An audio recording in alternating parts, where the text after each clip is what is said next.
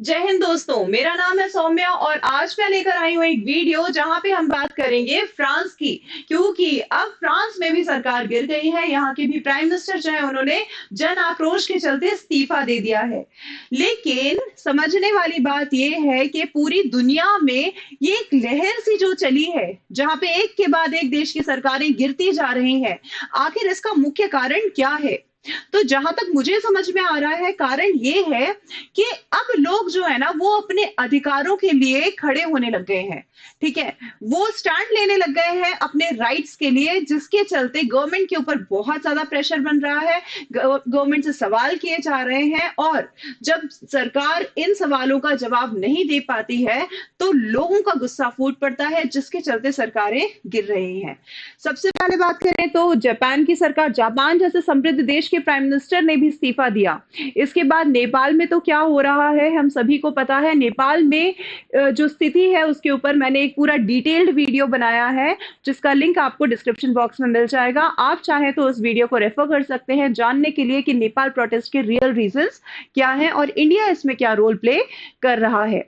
आज हम बात करेंगे फ्रांस की, क्योंकि नेपाल के बाद अब फ्रांस के भी जो प्राइम मिनिस्टर हैं उन्होंने इस्तीफा दे दिया है। समझेंगे क्या रही टाइमलाइन, किस सीक्वेंस में चीजें जो है वो यहाँ पे हुई हैं, फिर देखेंगे क्या इसके रीजंस थे, और फाइनली बात करेंगे कि ये जो प्रोटेस्टर्स हैं उनकी क्या डिमांड है और प्रेजेंट कंडीशन जो है फ्रांस की वो क्या है। तो यहाँ आप देख सकते हो एक इमेज, ये इमेज किसकी है? ये इमेज है बायरू की। ये इमेज जो है ना ये है बायरू की। अब आप पूछोगे मैडम बायरू कौन है? तो भाई ये बायरू जो है ना, ये वो प्राइम मिनिस्टर है जिन्होंने अभी रिसेंटली इस्तीफा दिया हुआ है अपने पद से।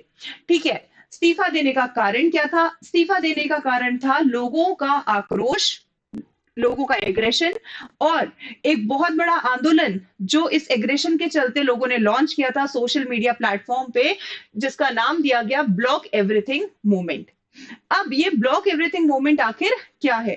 देखिए, बायरू की सरकार ने एक बजट प्रेजेंट किया और ये बजट एक ऑस्टेरिटी बजट था। अब ऑस्टेरिटी बजट क्या होता है?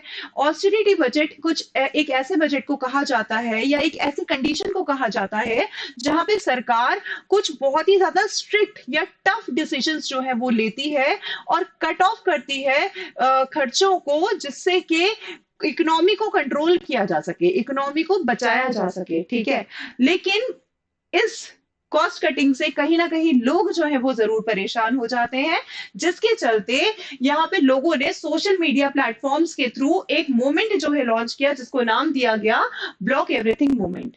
अब ये ब्लॉक एवरीथिंग मूवमेंट क्या था? कि सरकार की किसी भी सेवाओं का यूज नहीं करेंगे, उन्हें किसी भी तरह की सेवाएं नहीं देंगे, सपोर्ट नहीं देंगे, उनकी स्कीम्स को फॉलो नहीं करेंगे, हर चीज को रोक दिया जाएगा फ्रांस में। ये था आपका ब्लॉक एवरीथिंग मूवमेंट, हर चीज को यहाँ पे शट डाउन कर दिया जाएगा।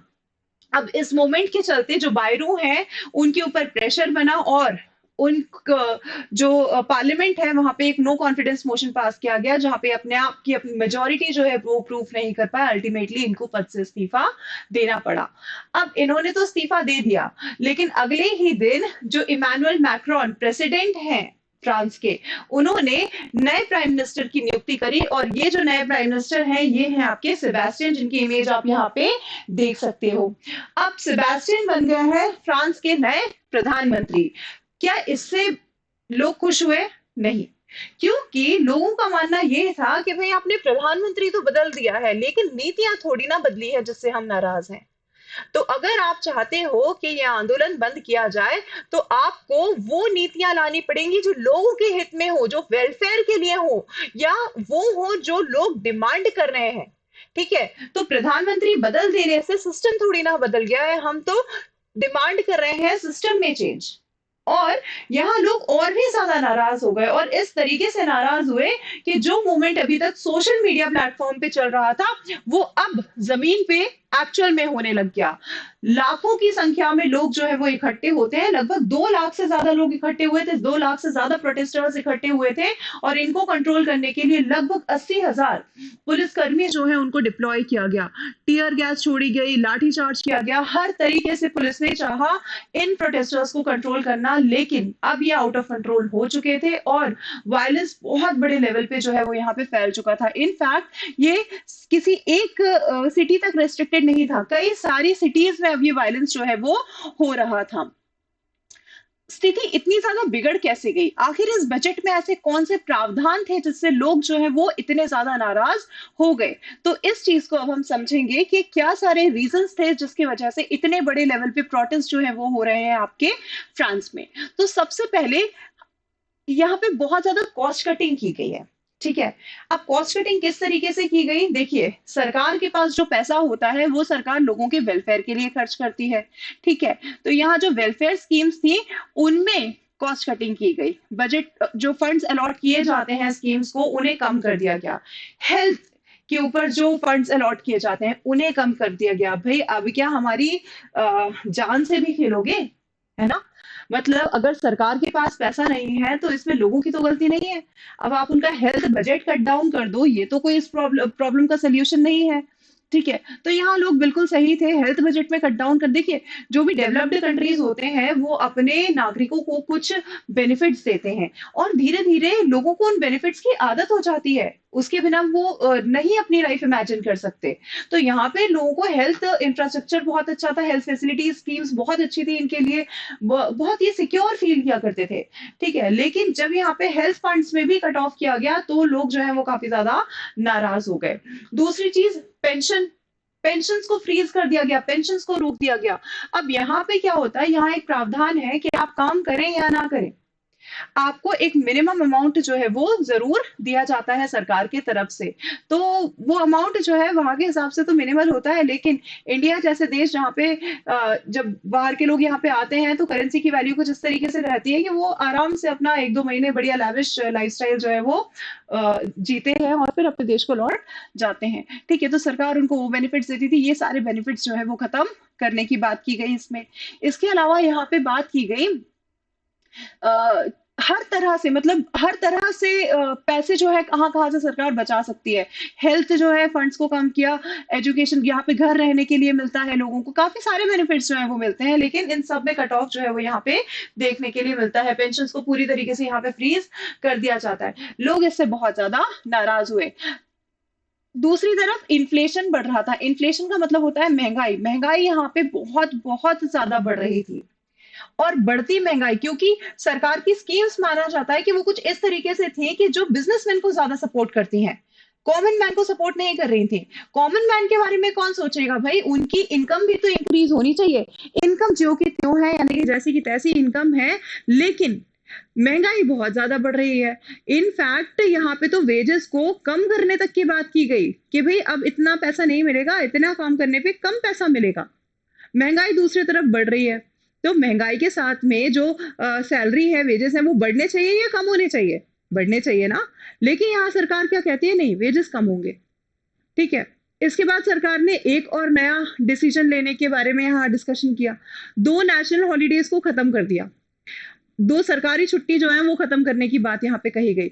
अब आज के समय में अगर हम देखें तो 2 अक्टूबर को गांधी जयंती, जो कि हमारा नेशनल हॉलीडे होता है इंडिया में, और दशहरा एक ही दिन पड़ रहा है। आधे से ज्यादा लोग मेंटल लेवल पे स्ट्रेस्ड हैं कि अरे यार एक छुट्टी मारी गई, है ना? 2 दिन की अलग अलग छुट्टी मिलती, लेकिन 2 अक्टूबर और गांधी जयंती एक ही दिन होने की वजह से, सॉरी, गांधी जयंती और दशहरा एक ही दिन होने की वजह से एक छुट्टी हमारी चली गई। ठीक है, इस वजह से हम लोग कितने ज्यादा नाराज हैं, दुखी हैं, परेशान हैं। लेकिन फ्रांस में तो क्या हुआ, 2 नेशनल हॉलीडेज को पूरी तरीके से खत्म करने की बात की गई। अब इससे लोग जो है वो बहुत ज्यादा गुस्से में आ गए। सरकार का कहना था कि इकोनॉमी खतरे में है, इसलिए ज्यादा काम करो, ज्यादा प्रोडक्शन बढ़ाना है हमको। लेकिन लोगों का क्या, पैसे आप कम दे रहे हो, पैसे कम करने की बात कर रहे हो, दूसरी तरफ पेंशन खत्म कर रहे हो और फिर कहते हो कि छुट्टियां भी खत्म करेंगे, काम ज्यादा करो। तो लोग और ज्यादा यहाँ पे नाराज हो गए। ठीक है, अब इन सारी प्रॉब्लम्स के अलावा अगर हम देखें तो पॉलिटिकल इंस्टेबिलिटी यहाँ बहुत ज्यादा है। पॉलिटिकल इंस्टेबिलिटी यहाँ पे बहुत ज्यादा है। मतलब 2 साल में 5 सरकारें जो है वो बदल चुकी हैं यहाँ पे। ठीक है, ये जो आपके बायरो है, ये इन्हीं 5 सरकारें जो बदली गई हैं, 5 प्राइम मिनिस्टर जो बदले गए हैं, उनमें से ही एक है। तो यहाँ पॉलिटिकल इंस्टेबिलिटी जो है वो बहुत ज्यादा है। और पॉलिटिकल इंस्टेबिलिटी का कारण क्या है? पॉलिटिकल इंस्टेबिलिटी का कारण है कि जो यहाँ पे पार्लियामेंट है, जो असेंबली है, जो लोअर हाउस है, वहां पे किसी भी पार्टी को बहुमत नहीं मिल रहा है, मेजोरिटी नहीं मिल रही है। तो कोलिजन की गवर्नमेंट यहाँ पे बनती है, और कोलिजन गवर्नमेंट तो आप समझते ही हैं, जहां पे सपोर्ट हटा सरकारें गिर जाती है। तो इस तरीके से पॉलिटिकल इंस्टेबिलिटी जो है वो बहुत ज्यादा है, और लोग यहाँ पे डिमांड कर रहे हैं कि पॉलिटिकल रिफॉर्म्स जो है वो यहाँ पे लाए जाएं। अब ये सारे रीजंस जो है, ये जब एक्यूमुलेट हो गए, ठीक है, और ऊपर से प्रॉब्लम्स तो थी, है ना, और सरकार का रुख जो है वो बिल्कुल भी इंटरेस्ट में नहीं दिख रहा था लोगों के, इसकी वजह से यहाँ पे बहुत ज्यादा प्रोटेस्ट जो है वो बढ़ गए। अब ये प्रोटेस्टर्स जो है वो डिमांड क्या कर रहे हैं, जैसे आप एक यहाँ पे इमेज देख सकते हो, यहाँ पे एक बैनर है, make our public service great again. जो अच्छी पब्लिक सर्विसेज इनको मिलती थी, अच्छा हेल्थ इंफ्रास्ट्रक्चर, हेल्थ फंडिंग, ठीक है, नेशनल हॉलीडेज, ठीक है, प्राइजेस अंडर कंट्रोल, इन्फ्लेशन बहुत ज्यादा नहीं हुआ करता था, हाई वेजेस, ये सारी चीजें इन्हें वापस लौटाई जाए, ये इनकी डिमांड्स हैं। तो यहाँ पे कहा जा रहा है कि जो ये ऑस्टेरिटी बजट प्रेजेंट किया गया है, इसको सरकार वापस ले ले, स्पेशली जो पेंशन को फ्रीज करा है, इस प्रावधान को खत्म किया जाए, पेंशन को वापस से चालू किया जाए, और जो हेल्थ फंडिंग में कट्स किए गए हैं उसको भी रोका जाए। हेल्थ पे, मतलब हेल्थ तो यार बेसिक चीज है ना, हेल्थ के बिना क्या ही कर लोगे, ठीक है। तो हेल्थ के ऊपर तो कॉस्ट कटिंग बहुत गलत चीज है, इसको तो मैं भी सपोर्ट करती हूँ पर्सनली, और यहाँ पे तो डेफिनेटली हेल्थ इंफ्रास्ट्रक्चर के ऊपर बहुत ज्यादा स्पेंडिंग जो है वो होनी भी चाहिए। इसके अलावा जो कॉस्ट ऑफ लिविंग सपोर्ट है वो दिया जाना चाहिए वल्नरेबल ग्रुप्स को। वल्नरेबल ग्रुप्स वो ग्रुप्स हैं बेसिकली जिनको अगर एड या सपोर्ट नहीं मिला तो डेफिनेटली वो पॉवर्टी ट्रैप में फंस जाएंगे। तो ऐसे लोग जो कि वल्नरेबल है पॉवर्टी पे, उनको सपोर्ट मिलना चाहिए, जिससे कि वो एक रीजनेबल स्टैंडर्ड ऑफ लिविंग जो है उसको मेंटेन कर पाए। तीसरा, ग्रेट अकाउंटेबिलिटी। हमें एक प्रॉपर सरकार चाहिए, इस सरकार को गिराओ नई सरकार बनाओ, पॉलिटिकल रिफॉर्म्स लाओ, और हमें एक प्रॉपर गवर्नमेंट चाहिए जो अकाउंटेबल हो, जो जवाबदार हो लोगों के प्रति। क्योंकि देखो सरकार तो वही एक डेमोक्रेसी का बेस है, एक अकाउंटेबल गवर्नमेंट, क्योंकि ये सरकार जो है वो लोगों के द्वारा चुनी जाती है। तो सरकार का काम ही ये है कि वो लोगों के लिए काम करे और लोगों के प्रति जवाबदारी रखे। तो एक अकाउंटेबल गवर्नमेंट जो है वो फॉर्म यहाँ पे होनी चाहिए थ्रू दी प्रॉपर इलेक्शंस। इसके अलावा protect and strengthen public services. ऐसे नहीं कि कोई भी बजट आया और यहाँ पे पब्लिक सर्विसेज जो हमें मिल रही हैं, जो बेनिफिट्स हमें मिल रहे हैं, उसको इस तरीके से रोक दिया गया। नहीं, अब हमें ये इस बात का आश्वासन चाहिए, इस बात को इंश्योर करके दो कि भाई हमारी पब्लिक सर्विसेज जो है वो सिक्योर रहेंगी। इसके अलावा maintain the benefits, holiday, pension, wages वगैरह जो है वो बढ़ाए जाए और उसको मेंटेन भी किया जाए। तो ये डिमांड्स है प्रोटेस्टर्स की।